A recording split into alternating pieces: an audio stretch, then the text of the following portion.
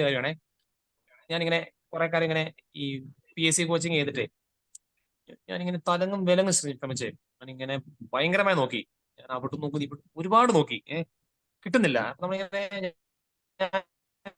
ഒരു എക്സാമിന് ഇങ്ങനെ ഞാൻ നന്നായിട്ട് പഠിച്ചു. എന്നെ കൊണ്ട് സാധിക്കാവുന്ന പോലെയൊക്കെ ഞാൻ പഠിച്ചു. എന്നെ കൊണ്ട് സാധിക്കാവുന്നതൊക്കെ ഞാൻ പഠിച്ചു കഴിഞ്ഞിട്ട് അപ്പൊ ഞാൻ ഈ പഠിച്ചുകൊണ്ടിരിക്കുന്ന സമയത്തൊക്കെ എന്റെ മനസ്സിലൊരു സാധനം ഞാൻ ഭയങ്കരമായിട്ട് വർക്ക് ചെയ്യുന്നുണ്ടേ. ഞാൻ ഭയങ്കരമായിട്ട് വർക്ക് ചെയ്യുന്നുണ്ട് ഇത് കിട്ടാൻ വേണ്ടി. ഞാനിങ്ങനെ രാത്രി 9 മണി വരെ രാവിലെ 6 മണിക്ക് എഴുതൊക്കെ പിന്നെ പഠിക്കും. ഭയങ്കരമായിട്ട് വർക്കാണ്.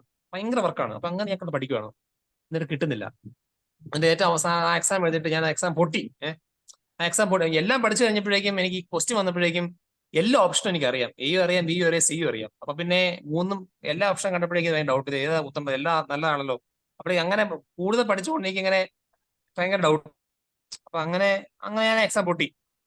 ആ എക്സാം പൊട്ടി കഴിഞ്ഞിട്ട് ഞാൻ ഇങ്ങനെ എന്നാ ഞാൻ ഇങ്ങനെ വിഷമിച്ച് ഞാനിങ്ങനെ ഒരു ഇരിക്കുവാണ്. പാലാ ടൗണിൽ ഇരിക്കുക.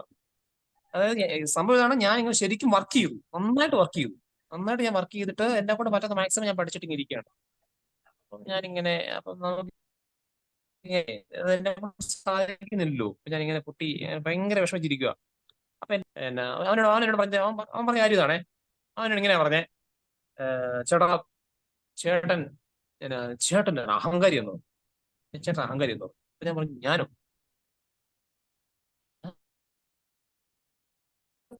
ഞാൻ ഇവിടെ മടുത്തിരിക്കുമ്പോൾ ഇങ്ങനത്തെ പത്രം പറയുന്നത് നമ്മളിങ്ങനെ ചേട്ടൻ അഹങ്കാരി എന്ന് പറഞ്ഞു. എന്താ കാര്യം എന്നാ അങ്ങനെ പറഞ്ഞു. ചേട്ടൻ അത് അഹങ്കാരിയാണ്. കാരണം ചേട്ടനാണെങ്കിൽ ചേട്ടന്റെ വർക്കിൽ ചേട്ടൻ ഭയങ്കര വിശ്വാസമാണ്. ചേട്ടൻ പക്ഷെ എന്തിനാ ചേട്ടൻ നിങ്ങൾ പേടിക്കുന്നതെന്ന് ചോദിച്ചു. ചേട്ടൻ ഈ എക്സാം ഇങ്ങനെ പേടിച്ച് പഠിക്കുന്നതെന്ന് വെച്ചാൽ എന്തിനാ ചേട്ടൻ ഇങ്ങനെ പേടിച്ച് പഠിക്കുന്നത്?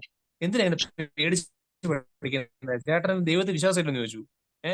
ചേട്ടന്റെ വർക്കിലാണോ ചേട്ടന്റെ വിശ്വാസം? ചേട്ടൻ ദൈവത്തിൽ വിശ്വാസം ഇല്ലെന്ന് ചോദിച്ചു. അപ്പൊ ഞാൻ അവന് ശരി. അപ്പൊ ഞാൻ ശരിയാ. ഞാൻ ഇങ്ങനെ പ്രാർത്ഥിക്കാനിരിക്കുന്ന സമയത്താണെങ്കിലും എനിക്ക് ഭയങ്കര ടെൻഷനാണ്. കിട്ടുമോ എക്സാം കിട്ടുമോ, കൂടുതൽ എങ്ങനെ പഠിക്കാം അതൊക്കെ ചിന്ത വരുന്നത്. എനിക്ക് അങ്ങനെ ഒരു കോൺസെൻട്രേറ്റ് ചെയ്ത് പഠിക്കാൻ പറ്റുന്നില്ല, പ്രാർത്ഥിക്കാൻ പറ്റുന്നില്ല. എനിക്ക് ഭയങ്കര പേടിയായിരുന്നേ. എന്നോടൊരു കഥ പറഞ്ഞു. ആ കഥ ഞാൻ പറയാവേ. ഈ കഥ എങ്ങനെയാണ്, കേട്ടിട്ടുള്ള കഥയായിരിക്കും. രണ്ടുപേര് കുളത്തിന്റെ സൈഡിൽ നിൽക്കുക. രണ്ടുപേര് കുളത്തിന്റെ സൈഡിൽ നിന്നപ്പോഴേക്കും ഒരുത്തൻ കുളത്തിൽ വീണുകൊണ്ടിരിക്കുന്നു. ഒരുത്തൻ വീണു. വെള്ളത്തിലങ്ങ് താണു പൊക്കോണ്ടിരിക്കുക. വെള്ളത്തിൽ താണു പൊക്കോണ്ടിരിക്കുന്ന സമയത്ത് മെറ്റോ ഇങ്ങനെ നോക്കിക്കൊണ്ടിരിക്കുക. മെറ്റോ താണു പൊക്കോണ്ടിരിക്കുന്ന മെറ്റോ നോക്കിക്കൊണ്ടിരിക്കുക. അപ്പോഴേക്കും രക്ഷിക്കുന്ന വേറെ ആൾ പറയുന്നുണ്ട്. ഇവൻ രക്ഷിക്കുന്നില്ല. പിന്നെ ഏറ്റവും ഇങ്ങനെ താന്ന് പൊക്കോണ്ടിരിക്കുന്ന സമയത്ത് ഇങ്ങനെ കൈ എങ്ങനെ ഇങ്ങനെ താന്ന് വെള്ളത്തിന്റെ മേളിൽ ഇങ്ങനെ 2 വിരലുകൾ മാത്രമായപ്പോൾ മരിക്കുമെന്ന് ഉറപ്പായപ്പോഴേക്കും മെറ്റോൻ ചാടിയിട്ട് ഇവനെ രക്ഷിച്ചു.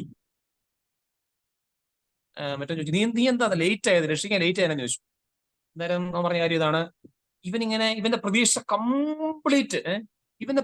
കംപ്ലീറ്റ് പോകുന്നവരെ ഞാൻ കാത്തിരിക്കുമായിരുന്നു. ഇവൻ രക്ഷപ്പെടത്തില്ല എന്നുള്ള സാധനം ഇവന്റെ മനസ്സിലേക്ക് വന്നു കഴിയുമ്പോഴേക്കും ഇവന്റെ ശക്തി കൊണ്ട് സാധിക്കത്തില്ല. ഇവന്റെ ശക്തി കൊണ്ട് ഇവനെ രക്ഷപ്പെടാൻ സാധിക്കത്തില്ല എന്ന് തോന്നുമ്പോഴേക്കും ഞാൻ ചാടി രക്ഷപ്പെടുത്തി എന്ന് പറഞ്ഞേ. എന്നിട്ട് അവനോട് പറഞ്ഞ കാര്യമുണ്ട്, ചേട്ടന്റെ ശക്തി കൊണ്ട് ഈ സാധനം സാധിക്കത്തില്ല. ചേട്ടന്റെ ശക്തി കൊണ്ട് ഈ എക്സാം ചേട്ടൻ ക്ലിയർ ചെയ്യാൻ പറ്റത്തില്ല എന്നൊരു കണ്ട് ചേട്ടൻ ഇപ്പൊ നിൽക്കുന്നേ. ഇനി ചേട്ടൻ ഈശോയെ പിടിക്കാൻ പറഞ്ഞു. ശരിക്കും ചേട്ടൻ ഈശോയെ പിടിക്കാൻ പറഞ്ഞു. ഈശോ ശക്തി കൊണ്ട് പറ്റും എന്നോർത്ത് ചേട്ടൻ ഈശോയെ പിടിക്കാൻ പറഞ്ഞു. ചേട്ടൻ ശക്തി കൊണ്ട് പറ്റത്ത ചേട്ടൻ മനസ്സിലായല്ലോ. ചേട്ടൻ എല്ലാ തരത്തിൽ വർക്ക് ചെയ്ത് നോക്കിയല്ലോ, നടക്കുന്നില്ലെന്ന് മനസ്സിലായല്ലോ. ചേട്ടൻ ഈശോയെ പിടിക്കാൻ പറഞ്ഞു. ഈശോയുടെ ശക്തി ഈശോയെ വിശ്വസിക്കാൻ പറഞ്ഞു. ചേട്ടൻ പിടിക്കാൻ പറഞ്ഞേ. അതെന്റെ ലൈഫിൽ ഭയങ്കര ബോധ്യമായിരുന്നേ. ഞാൻ പിന്നെ അങ്ങോട്ട് ഈ പ്രാർത്ഥിക്കുമ്പോഴൊക്കെ ഉറപ്പിച്ച് പ്രാർത്ഥിക്കും, വിശ്വസിച്ച് പ്രാർത്ഥിക്കും. കിട്ടും. വിശ്വസിച്ചും പ്രാർത്ഥിക്കുന്ന സമയത്ത് ശരിക്കും പ്രാർത്ഥിക്കും, പഠിക്കുന്ന സമയത്ത് ശരിക്കും പഠിക്കും. അങ്ങനെ എന്റെ മൊത്തത്തിൽ അങ്ങ് ടേണിംഗ് ആയി. പ്രാർത്ഥിക്കാൻ ശരിക്കും നന്നായിട്ട് ഞാൻ ഇങ്ങനെ വചനം പറഞ്ഞുകൊണ്ട് ഞാൻ പഠിക്കാൻ തുടങ്ങി. ഇങ്ങനെ എന്റെ പഠിത്തത്തിന്റെ സ്റ്റൈൽ മാറി. ആശ്രയിച്ച് പ്രാർത്ഥിക്കാൻ തുടങ്ങി. നമുക്കിങ്ങനെ ചുമ്മാ പ്രാർത്ഥിക്കാമല്ലോ, പേടിച്ച് പ്രാർത്ഥിക്കാം, ആശ്രയിച്ച് പ്രാർത്ഥിക്കാൻ തുടങ്ങി. ഈശോയുടെ അടുത്തിരിക്കുമ്പോൾ ഞാൻ ഈശോയെ വിശ്വസിച്ചിരിക്കാൻ തുടങ്ങി. അതുകൊണ്ട് അങ്ങനെ ചെയ്ത് എന്റെ മൊത്തത്തിലുള്ള ഓറിയന്റേഷനും എന്റെ സ്റ്റൈലും അങ്ങ് മാറിയേ. അത് മാറിക്കഴിഞ്ഞപ്പോൾ എനിക്ക് എക്സാം കിട്ടി. ഞാൻ പറഞ്ഞു, ഈശോയുടെ ശക്തി നമ്മളെ വെളിപ്പെടുത്താൻ വേണ്ടിയാണ് നമ്മുടെ ലൈഫ് ഓരോ കാര്യം സംഭവിക്കുന്നത്. ഈ ഒരു കാര്യം മനസ്സിലാക്കണം കേട്ടോ.